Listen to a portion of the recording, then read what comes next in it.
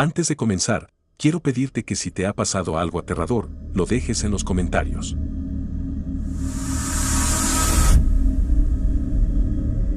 ¿Qué es lo más loco de lo que ha salido con vida? Estoy entre dos cosas. La primera fue un rayo caído de la nada que impactó en un pararrayos en la parte superior de un poste de luz a unos 2 metros de mí. Literalmente acababa de alejarme de ese lugar y me había subido a mi carrito de seguridad, básicamente un carrito de golf totalmente cerrado, después de un descanso para fumar en el último piso de un estacionamiento. Una tormenta había pasado hacía poco, pero ya estaba a varios kilómetros y el cielo sobre nosotros estaba despejado, así que pensé que era seguro. No puedo ni describir lo increíblemente fuerte que fue el ruido.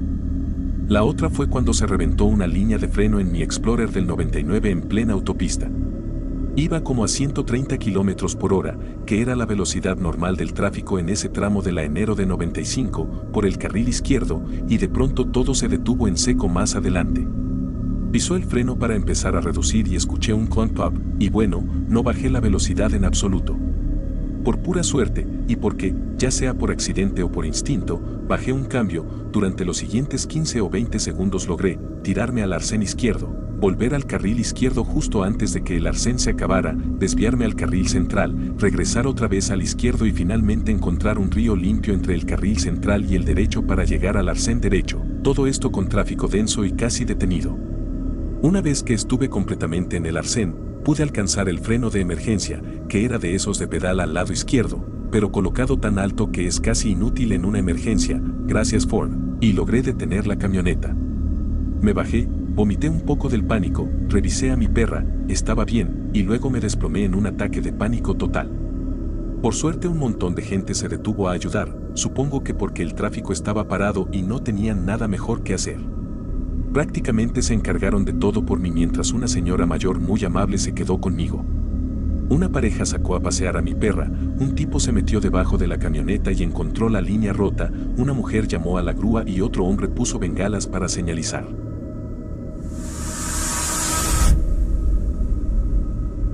Un tipo cortó la escalera de gato del carguero al que estábamos abordando en el estrecho de Malaca.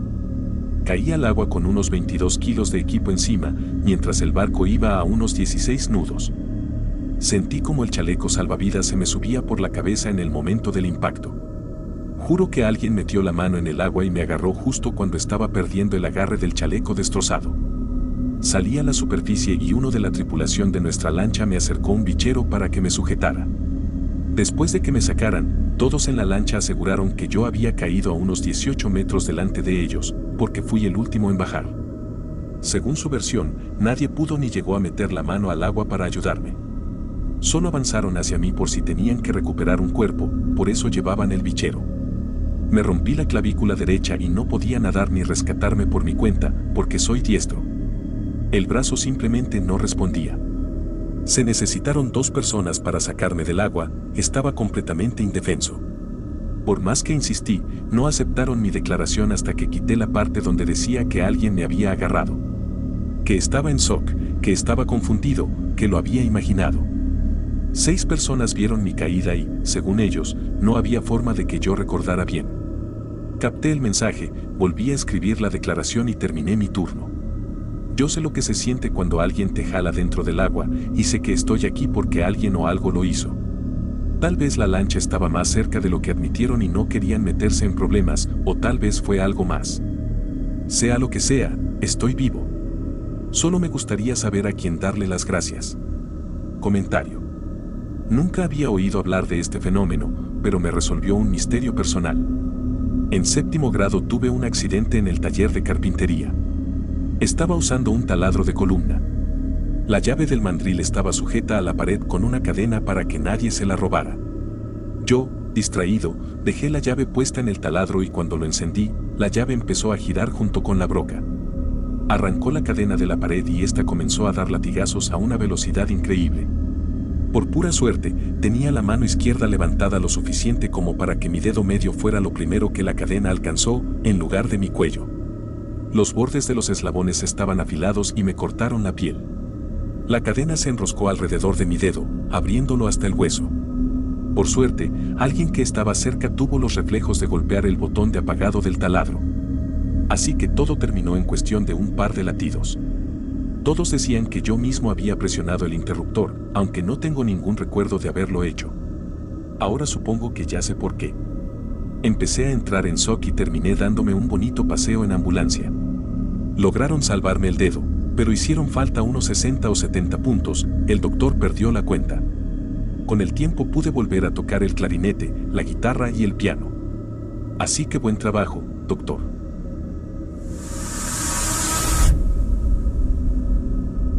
Hace 4 años tuve un dolor absolutamente insoportable en la cadera, la ingle y la pierna. No podía caminar ni apoyar peso. Intenté ducharme y estaba gritando del dolor, casi me desmayo. La pierna se me puso morada y helada. Fui a urgencias y un médico inútil me hizo una radiografía por si tenía la cadera dislocada, luego me dijo que solo tenía frío y que me fuera a casa. Aún había medidas por el COVID, así que mi marido no pudo quedarse conmigo. Cuando vino a recogerme, el personal de admisión se sorprendió mucho de que me dieran el alta, porque ellos habían visto cómo tenía la pierna. Llegamos a casa sobre las 2 de la mañana, me envolví toda la pierna con mantas térmicas y traté de dormir. Al despertar, la pierna se había hinchado al doble de su tamaño normal. Llamé al 111 y me dijeron que volviera a urgencias. Esta vez, incluso antes de hacerme un análisis de sangre, escribieron PCD en el formulario de ingreso, flemasia cerulea dolens, una complicación de la trombosis que pone en peligro la vida. Me hicieron el análisis y el médico me llevó aparte para decirme que los valores de coágulos estaban por las nubes. Me metieron en una salita y otro médico me enseñó en el ecógrafo todos los coágulos que tenía en la ingle. Fue bastante impactante y a la vez fascinante verlos. Me dijeron que me había salvado la vida yo misma al envolver la pierna en mantas calientes, porque el calor dilató los vasos sanguíneos lo suficiente como para que pasara un poco de sangre. Sin eso, la circulación se habría cortado del todo y estaba a horas de perder la pierna o de morir. Básicamente tenía enormes masas de coágulos por el muslo, la ingle y el abdomen. En fin, fue aterrador, pero aquí sigo. Además me tocó pasar por la peor sala de hospital que he visto en mi vida. Una mujer era bipolar y no estaba bien medicada, se ponía a lanzar cosas por la habitación y a perder el control. Otra era drogadicta, se había caído y golpeado la cabeza, pero no paraba de arrancarse los cables y las vías e intentaba escaparse. A la tercera le habían dado una sobredosis de morfina y estuvo en coma varios días. La dejaron en esa sala porque necesitaba oxígeno las 24 horas y no encontraban un tanque portátil. Escribí una queja de 5 páginas al hospital y a ese primer médico ya no le permitieron volver a trabajar en urgencias. Probablemente debería haber demandado, pero estaba tan traumatizada y tan feliz de seguir viva que no lo hice. Tuve que aprender a caminar de nuevo sin ayuda, pero ahora puedo andar 3 o 4 millas al día. A veces todavía tengo dolor, pero solo agradezco que al final me tomaran en serio y haber vivido para contarlo.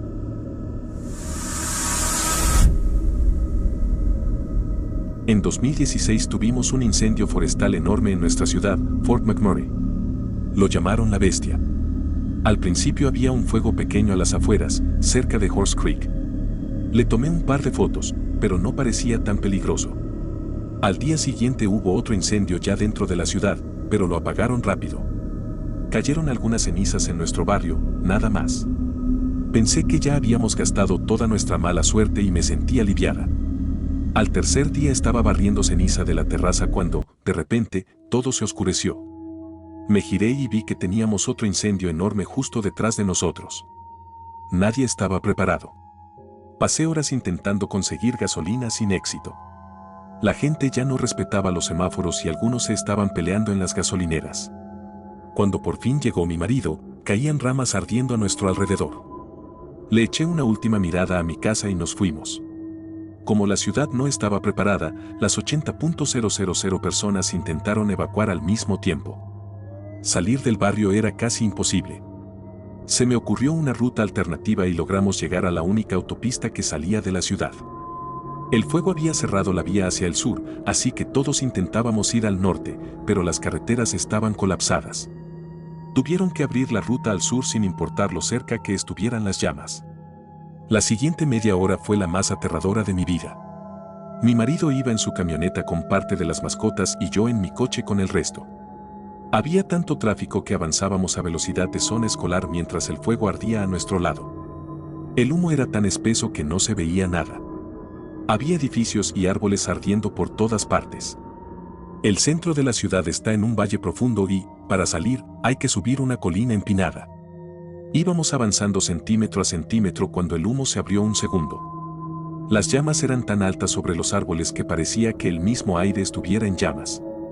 Entonces hubo una serie de explosiones a la izquierda, habían estallado unos tanques de propano. Miré hacia la subida y vi vehículos abandonados por todos lados. No lo entendía. Pensé que quizás se habían quedado sin gasolina. Pero recordé un episodio de un programa llamado A Survive donde un camión atravesaba un incendio forestal y el motor se apagaba porque no había suficiente oxígeno. De golpe comprendí que eso mismo estaba pasando. Solo sentía terror. Tenía la boca seca y un sabor metálico. Estaba segura de que en cualquier segundo nuestros dos vehículos se detendrían y nos veríamos morir quemados a pocos metros el uno del otro. Los minutos que tardamos en subir esa colina se sintieron como una eternidad. Cuando llegamos arriba pensé que tal vez estaríamos a salvo, pero todo, absolutamente todo, estaba en llamas: hoteles, restaurantes, el centro de propano.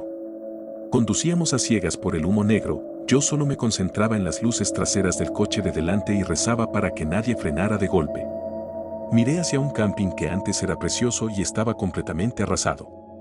Un poste de electricidad colgaba sostenido solo por los cables porque la base se había quemado.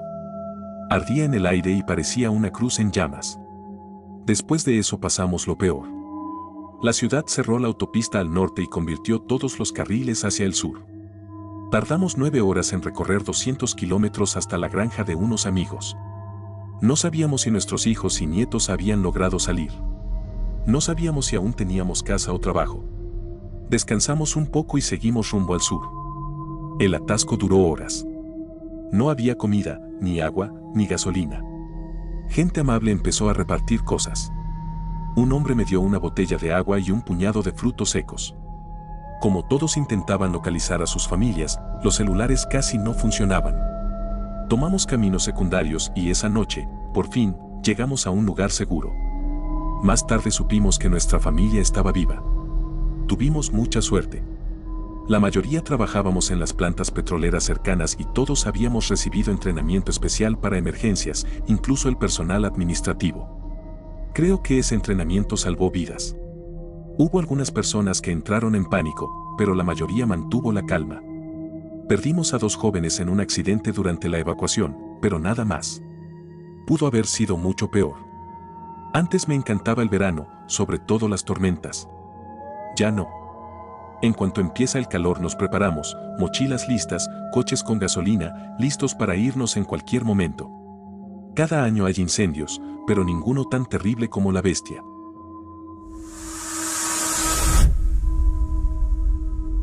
Una avalancha. De verdad, una experiencia que te pone en tu lugar. Mi prometida, un amigo y yo estábamos caminando por un valle rumbo a un glaciar. Era principios de junio, así que no estábamos demasiado preocupados, pero el valle era extremadamente estrecho. Las montañas estaban ubicadas de tal forma que la zona era propensa a avalanchas y se podían escuchar los estruendos y crujidos a lo lejos. Incluso podíamos verlas al final del valle, en la punta del glaciar, a varios kilómetros del lugar al que queríamos llegar. A lo largo del sendero había canales por donde habían bajado avalanchas anteriores. Se notaban claramente las marcas, pero como ya habían caído y había otras 50 personas caminando por ahí, asumimos que era seguro. Vimos una avalancha vieja que había llegado hasta la mitad del valle, con un arroyo corriendo por debajo. Había 2 chicos escalando sobre el hielo más arriba, y nos detuvimos a mirarlos y a observar el túnel que el agua había ido formando bajo el bloque de nieve. Decidimos seguir por el sendero, bordeando ese canal de salida de nieve. Íbamos más o menos a la mitad. A la izquierda teníamos el montón de hielo de la avalancha anterior y a la derecha la ladera que subía hacia la montaña. De repente escuchamos un boom ensordecedor, seguido de varios crack. Sonaba como truenos mezclados con explosiones sónicas. Nos quedamos paralizados y miramos hacia las cimas intentando ver de dónde venía el ruido, hasta que mi prometida señaló justo encima de nosotros y gritó: «Tenemos que irnos ahora mismo». Levantamos la vista y vimos una nube gigantesca de nieve y hielo desprendiéndose desde lo alto de la montaña. Miramos alrededor y nos dimos cuenta de que estábamos justo en medio del antiguo canal, con bastante distancia hacia cualquiera de los lados. Nos dimos la vuelta y empezamos a correr cuesta arriba por el otro lado del valle, gritando, suban, tenemos que llegar lo más alto posible. Corríamos pegados unos a otros y habremos avanzado unos 200 metros cuando me giré para ver dónde estaban los demás. Ya no había cielo, estábamos dentro de una nube blanca. No se veía la nieve cayendo, pero se oía perfectamente. Vi a mi prometida y a mi amigo agachados detrás de una roca enorme y les grité si estaban bien. Entonces me golpeó una onda de choque, como un viento de casi 150 kilómetros por hora lleno de hielo, que me tiró hacia atrás y me arrancó el gorro. Me di la vuelta para cubrirme y sentí el hielo clavándose en mi cuello. Lo único que podía pensar era cómo íbamos a salir si nos sepultaba, cómo iba a sacarlos a ellos y quedaban enterrados, y una especie de aceptación de que hasta aquí habíamos llegado. No queríamos que nos estrellara contra las rocas. El ruido era ensordecedor. Me giré de nuevo y la nube empezó a disiparse. Pudimos ver que la nieve y el hielo se habían detenido a unos 15 o 30 metros de nosotros. Miré a mi prometida, estaba bien. Nuestro amigo también. Y de inmediato pensé en los dos chicos que estaban escalando en el canal cuando todo empezó. Solté mi mochila y corrí hacia abajo para buscarlos. Otro tipo también venía corriendo. Por suerte, no habían quedado completamente enterrados, tenían la cabeza fuera de la nieve, pero estaban atrapados. El alivio de verles mover los ojos y oírlos pedir ayuda, en lugar de encontrar cuerpos, es algo que nunca voy a olvidar. Pasamos la siguiente hora desenterrándolos con las manos, con botellas de agua, con lo que fuera. La nieve estaba dura como cemento. Tuvo que venir un helicóptero a rescatarlos, pero estoy casi seguro de que los dos sobrevivieron.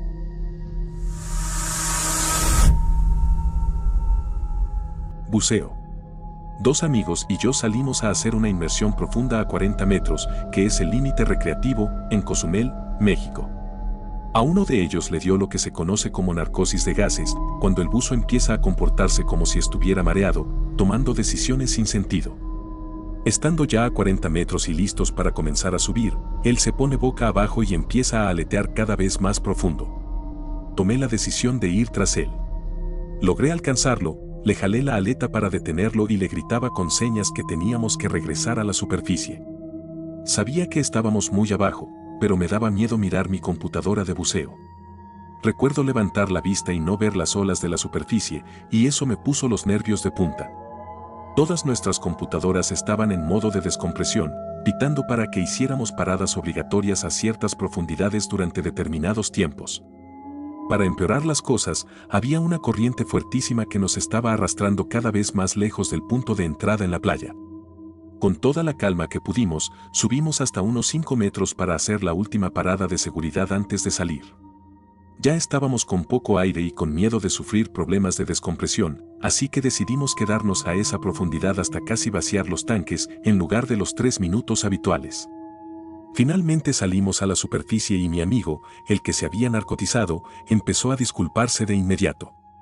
Revisé mi computadora y vi el resumen de la inmersión, profundidad máxima. 66 metros. Miramos alrededor y estábamos en el canal de navegación, justo cerca de una barcaza enorme. Un tripulante nos gritaba en español y nuestro otro amigo, que si lo hablaba, nos tradujo que decía que íbamos a terminar hechos carne de hamburguesa gringa por los barcos. Por suerte, una lancha deportiva más pequeña se acercó y nos preguntó si necesitábamos ayuda. Nos lanzaron una cuerda y nos remolcaron como un cuarto de milla hasta la playa de donde habíamos salido. Todos estábamos en un programa para convertirnos en Dive Masters y nos daba pánico contárselo al director. Viéndolo ahora, por seguridad debimos avisar de inmediato para evaluar si necesitábamos cámara de descompresión. En resumen, nos amenazaron con expulsarnos del programa, con toda razón, pero al final nos dejaron continuar después de una charla durísima del equipo sobre el peligro real en el que habíamos estado. Con el tiempo, terminé el curso de instructor y enseñé buceo durante 2 años en las Islas Caimán. Mi amigo, el que sufrió la narcosis, hoy es un pediatra exitoso. Yo sigo usando esa misma computadora de buceo, que todavía tiene registrada la profundidad máxima de 66 metros, así que siempre me recordará ese día. Resumen, un grupo de amigos se metió a bucear hasta 66 metros y salimos con vida por poco.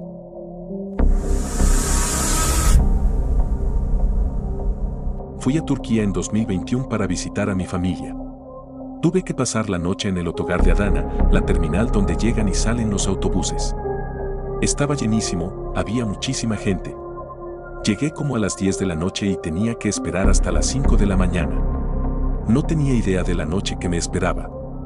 Primero me tomé un té y llamé a mi tío. Él me advirtió que tuviera cuidado con los ladrones del lugar. Solo llevaba una mochila, así que mientras la tuviera conmigo todo estaría bien. Estuve caminando por ahí y cuando fui al baño escuché a dos chicos, que probablemente trabajaban allí, amenazándose con matarse. Parecía algo de todos los días. Traté de no darle mucha importancia, pero me dejó una mala impresión del lugar. Esperé unas horas más y cuando me dio hambre vi que podía comer. Me acerqué a un sitio que parecía vender algún tipo de kebab. Eran 3 chicos jóvenes que me invitaron a pasar cuando les dije que venía de Alemania. Al principio parecían muy amables, me sirvieron pan caliente y una especie de puré de tomate con cebolla. Comí, pero los tipos no dejaban de mirarme. El ambiente cambió y empecé a sentirme cada vez más incómodo. No recuerdo todo con claridad, pero empezaron a hablar con un tono más agresivo. Intenté mantener la calma, pero comenzaron a caminar a mi alrededor como buitres. Seguimos hablando de Alemania y Turquía, pero cuando ya no aguanté más, dejé claro que estaba allí solo de visita. Alcé la voz, golpeé la mesa con el dedo y grité que yo iba a visitar a mi tío y que yo iba a regresar a Alemania, y les pregunté si lo entendían. Los chicos se calmaron por completo y dijeron que sí, que lo entendían. Tomé mis cosas y me fui. Creo que fue la primera vez que me sentí amenazado de verdad, como si en cualquier momento me fueran a asaltar o algo peor. Un sirio que estaba sentado en un banco cerca de la zona de venta de boletos me preguntó si todo estaba bien. Le dije que sí y que había tenido que darles una lección, no supe qué otra cosa decir. Él me aconsejó que me mantuviera lejos de ellos y eso hice. Pasé el resto de la noche tirado en el pasto junto a la estación esperando el autobús a Islaille. Había muchos perros en el autogar y a veces, cuando pasaban los coches, los perseguían ladrando. Pero el resto del tiempo eran muy tranquilos. Algunos se me acercaron y uno incluso se acostó a dormir a mi lado. Fue bastante tierno. El hombre de la taquilla fue muy amable y hasta quiso cargar mi mochila hasta el autobús. Fue una noche muy extraña y potencialmente peligrosa para mí en el autogar de Adana. Siempre la voy a recordar.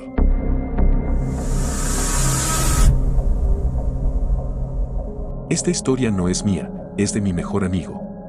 Hace muchos años, a mi amigo le daban pánico las películas de terror. Ahora es su género favorito, pero en esa época solo había visto un par bastante suaves y aún así lo dejaban mal. Un día fue a visitar a una amiga que le propuso ver Hereditary, de Ari Aster. Mi amigo, sabiendo que era de terror, les preguntó a su hermana y a su amiga qué tan fuerte era.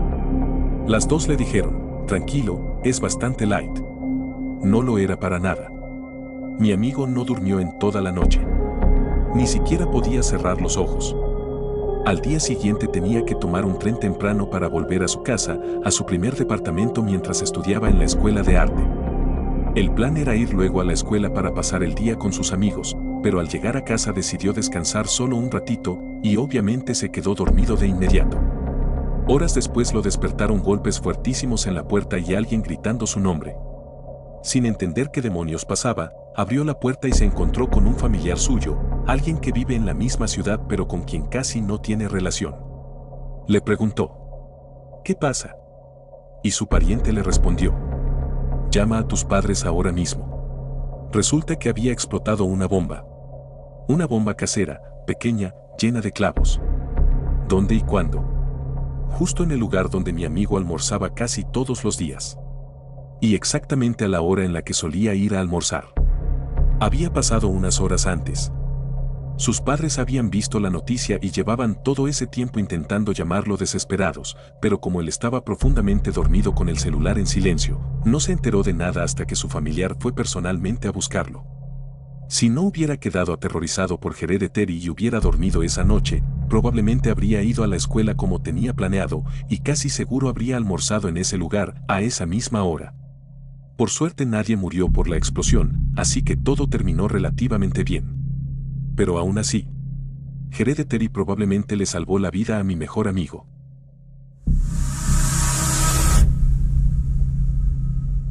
Cuando estaba en la secundaria, me coloqué demasiado en la casa de un grupo bastante turbio. Tenían un bon mecánico que casi me arranca la cabeza. Literalmente era un bon conectado a un motor. Eran consumidores de metanfetamina, así que estaban súper intensos y, para nada, era mi ambiente. Había mucha gente intimidante ahí.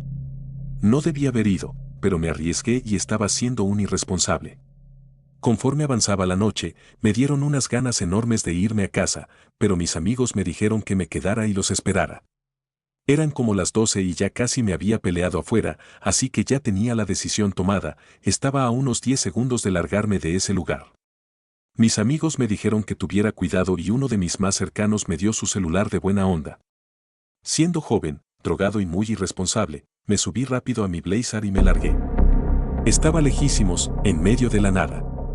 Como 20 minutos después me di cuenta de que no tenía idea de dónde estaba y, además, estaba todavía más volado que antes. Me había desconectado y tomé un montón de giros equivocados. Justo en ese momento miré el medidor de gasolina y vi que estaba en vacío. Agarré mi celular para llamar a mi amigo, pero no tenía batería. Tomé el celular de mi amigo y también estaba muerto. Un trifecta de mala suerte. Conduje casi una hora así, aterrorizado. Viajando en pleno bosque negro como boca de lobo. Era territorio indígena y estaba oscurísimo. Nunca había tenido tanto miedo en mi vida, y eso que he vivido otras cosas aterradoras. Recuerdo ver murciélagos volando sobre el auto y letreros raros y espeluznantes. Se sentía embrujado, como si no debiera estar allí, y para ese punto ya estaba metido hasta el fondo del bosque por un camino de tierra diminuto. No tenía idea de cómo salir y lo más horrible era pensar qué haría cuando el auto, inevitablemente, se quedara sin gasolina. Había escuchado historias de que la gente de esa zona era peligrosa. La idea de tocar la puerta de un desconocido en medio de la noche era 100 veces más aterradora que estar en esa fiesta de mierda, y los caminos eran tan angostos que ni siquiera podía orillarme. Al menos en la fiesta tenía a mis amigos. Me daban ganas de estrangularme por haberme ido sin ellos. No podía imaginar qué hacer salvo ponerme a gritar. Nunca voy a olvidar esa sensación de pánico total en el asiento del conductor de mi Blazer. Varias veces pensé en simplemente detenerme, pero no tenía idea de qué hacer. Estaba completamente fuera de control. Unos 20 minutos después, con el medidor totalmente fuera de la escala, llegué a una carretera que de algún modo me resultó vagamente familiar. Ya había estado ahí antes. Esta vez tomé la dirección contraria. Finalmente, para mi gloriosa sorpresa, me llevó al pueblo vecino y en ese punto solo agradecía que el auto no se hubiera apagado en ese bosque embrujado. Y para mi aún mayor sorpresa, logré llegar hasta mi casa prácticamente con puro vapor de gasolina. Recuerdo haber besado el piso de mi casa. Tenía como 17 años y me habría metido en un problema enorme si la camioneta se quedaba sin combustible allá. Nunca me he sentido más aliviado en mi vida. Me drogué, me perdí solo por caminos traseros que parecían embrujados, sin gasolina ni celular. Milagrosamente logré salir después de dar vueltas por una hora y llegar a casa. Es una historia tonta, pero nunca había tenido tanto miedo.